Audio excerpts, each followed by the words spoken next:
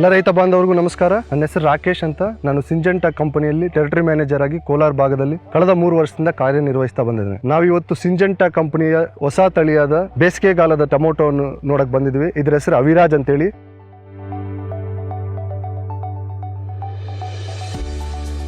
ಇದು jam type segment variety.